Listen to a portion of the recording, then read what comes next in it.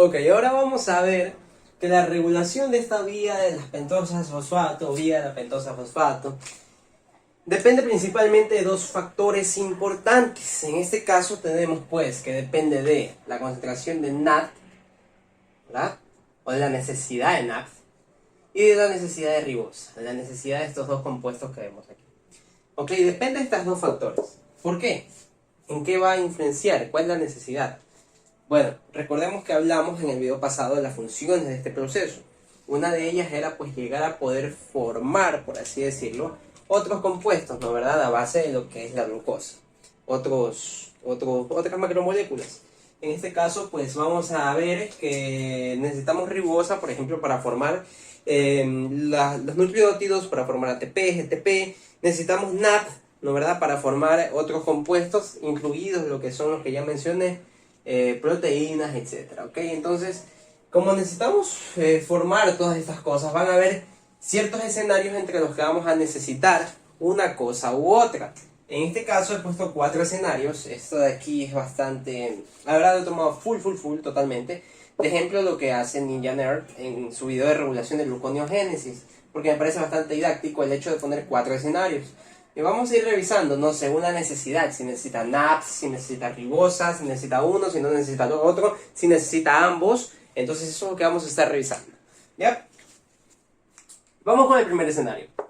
Y vamos a ver, porque aquí vamos a ver ya todos los procesos que hemos venido estudiando de los carbohidratos, los vamos a ver aquí incluidos, ¿ok? Entonces vamos a ir revisando las soluciones, ¿no? Aquí vamos a tener los problemas, por así decirlo, y voy a ir dando las soluciones a cada uno de ellos, ¿ok?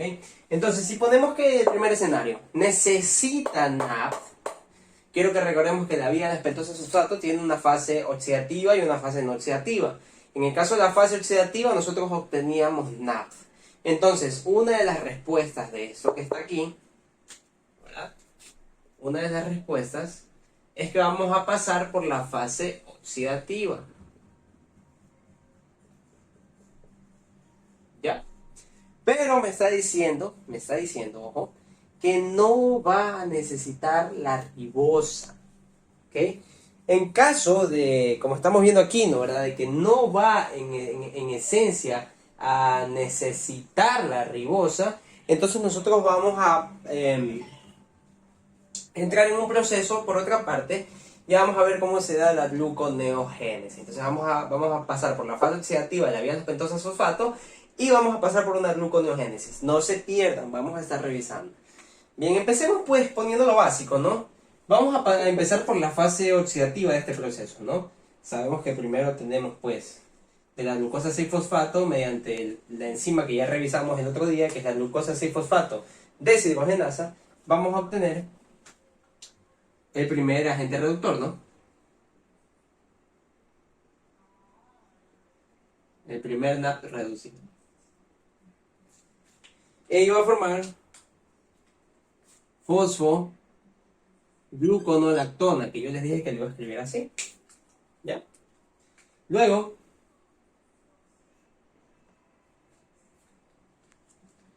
iba a formar 6-fosfogluconato.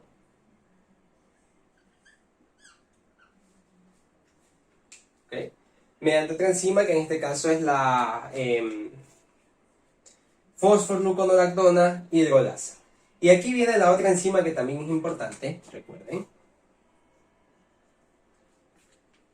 que es la 6-fosfogluconato deshidrogenasa, ¿no? ¿Verdad? En donde iba a pasar pues una deshidrogenización, es decir, vamos a pasar a un NAP, perdón, acá.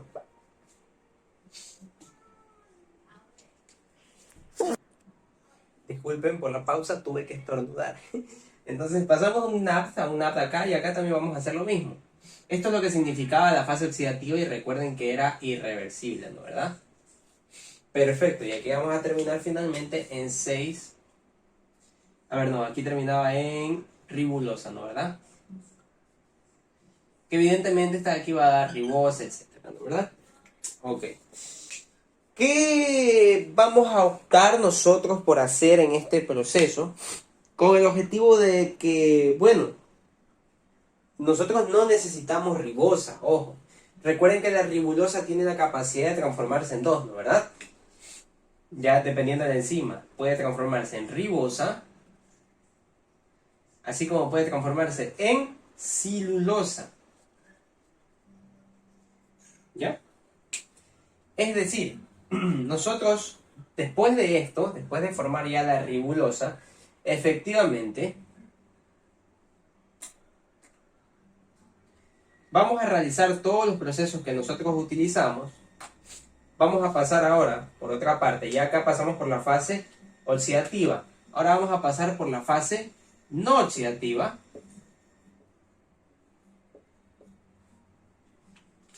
Con el objetivo de que, ¿cuáles eran los resultados finales de lo que nosotros veíamos, ¿no? ¿Verdad? ¿Cuáles eran los resultados finales de la vía de la pentosa fosfato? Teníamos que terminamos en 2-fructosa 6-fosfato, ¿no? ¿Verdad? Y un gliceraldehído 3-fosfato. Estos eventualmente, esto que puse aquí a un lado de todos los escenarios, es la glucólisis. Pero recordemos que la gluconeogénesis también forma glucosa 6-fosfato a base pues del piruvato, ¿no? ¿Verdad? Entonces nosotros podemos incluir estas moléculas que están aquí, las podemos incluir aquí. Y finalmente van a formar glucosa 6-fosfato y también glucosa, ¿no? ¿Verdad? Entonces aquí tenemos un proceso en el que la solución a esta necesidad de NAP ya lo obtuvimos y no necesita ribosa. Entonces si no necesita la ribosa, si no la voy a utilizar, ¿para qué la voy a crear? ¿Y cómo la voy a aprovechar? Bueno, pasando por la fase no oxidativa, teniendo mis resultados que son prácticamente intermediarios en la glucólisis y los agregamos a la gluconeogénesis para obtener glucosa 6-fosfato finalmente. Es decir, la respuesta sería fase oxidativa y fase no oxidativa y además gluconeogénesis.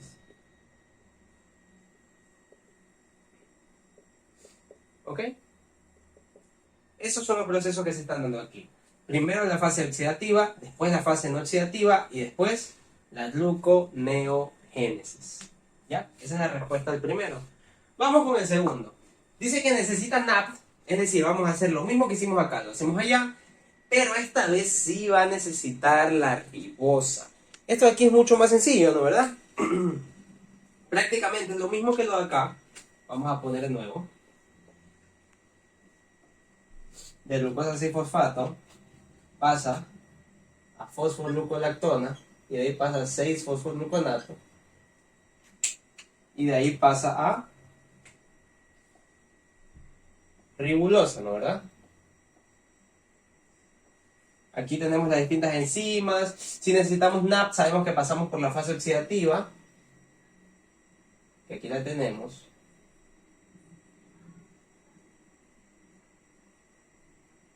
Y acá también.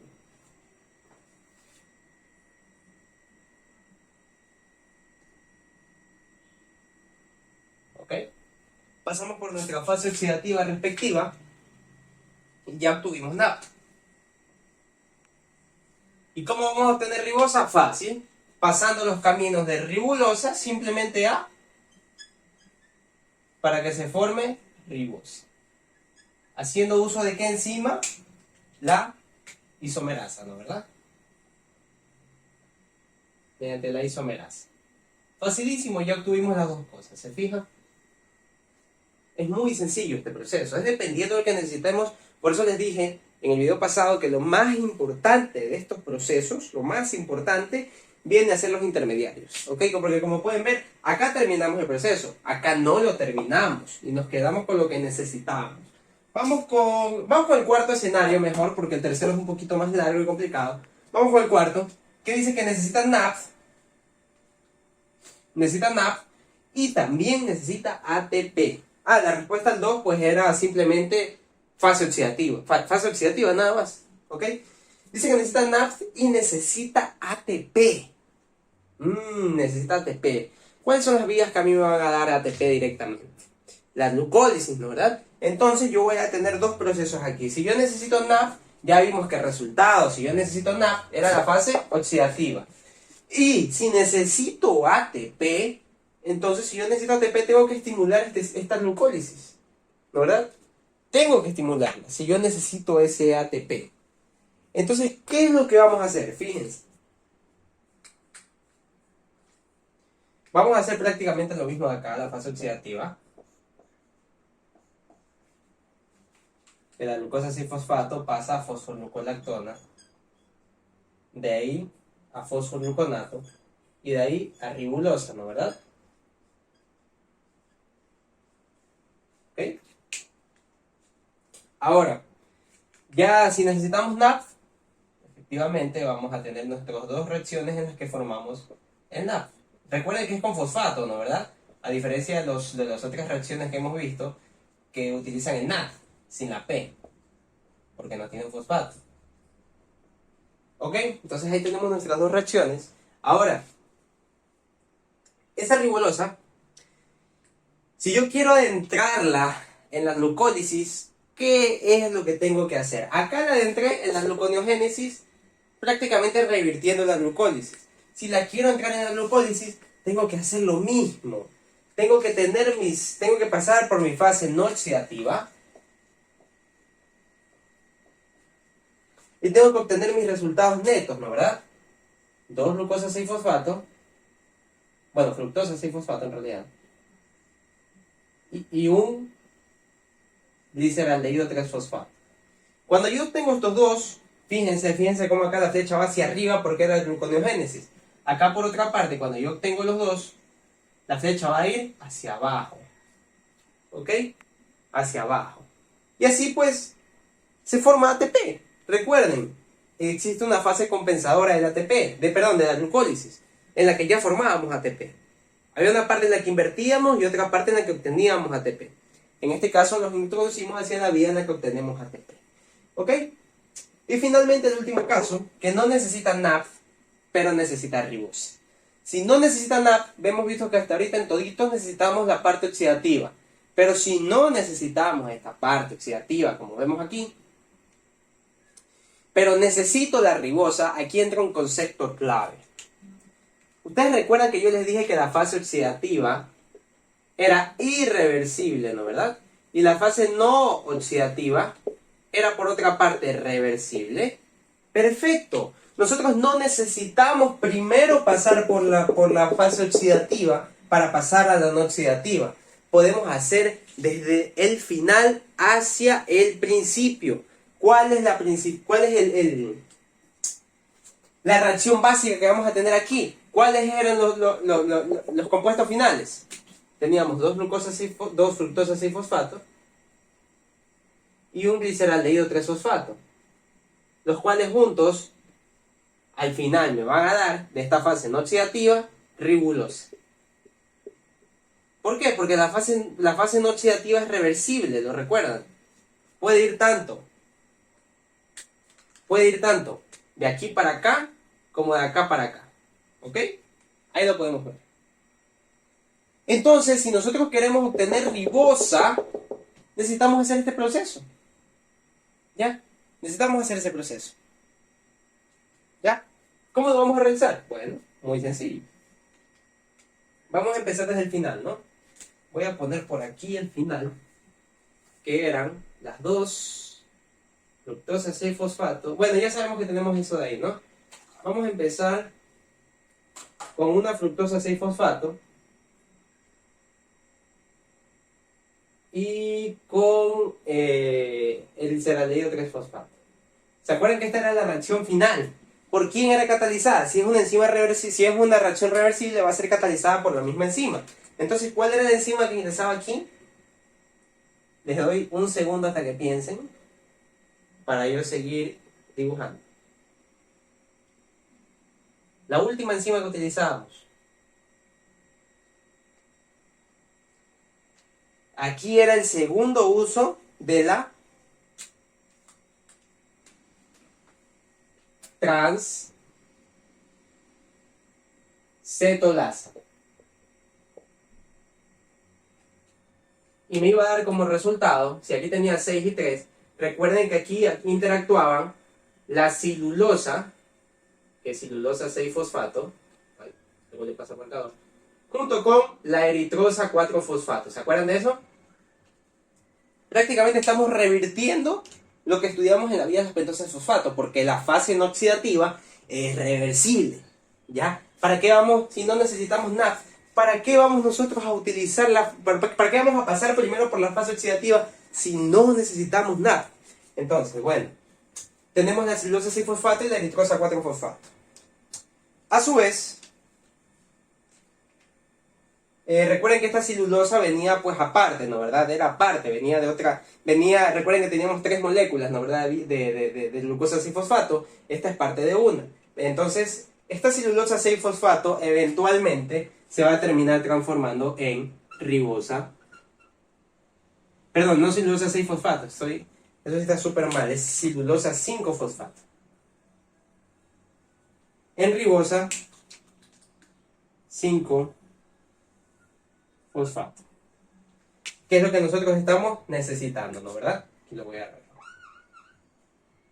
Ahora, ese eritrosa 4-fosfato reaccionaba con otro compuesto, ¿no? ¿Verdad? Otro compuesto también era el que resultaba allí, el cual era el otro resultado que obtuvimos. Como eran 2 fructosa 6-fosfato, aquí está la otra fructosa 6-fosfato. ¿Ok? Y estos dos a su vez reaccionaban, ¿se acuerdan? Déjenme hacerlo más corto porque si no, no me va a alcanzar el espacio.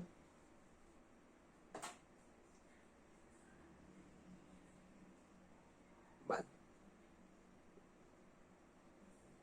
Reaccionaban a su vez mediante una enzima se formaban, la cual era si esta era la transcetolasa, la de acá era la transaldolasa. Y como resultado iba a tener 2 moléculas. La pseudoheptulosa, ¿no? ¿Verdad? Y la otra que entraba aquí era el gliceraldehído 3-fosfato. ¿Se acuerdan lo que yo les decía? Que se transferían 3 carbonos de aquí al gliceraldehído 3-fosfato, porque estos aquí tenían la configuración de la dihidroxiacetona, que reaccionaba con la glucosa 3-fosfato y formaba la fructosa 6-fosfato. Ahora estamos revirtiendo eso. ¿Ok? Entonces tenemos estos dos compuestos ahora. Estos aquí efectivamente y otra vez vuelven a reaccionar entre ellos. Y aquí se vuelve a utilizar esta enzima de acá, la transcetolasa, ¿no? ¿Verdad?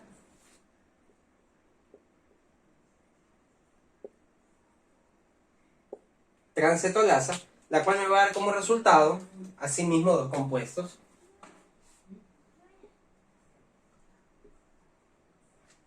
¿Cuáles eran los que primero interactuaban? Bueno, interactuaba una celulosa 5-fosfato y una ribosa 5-fosfato. Esta ribosa 5-fosfato ya es ganancia neta.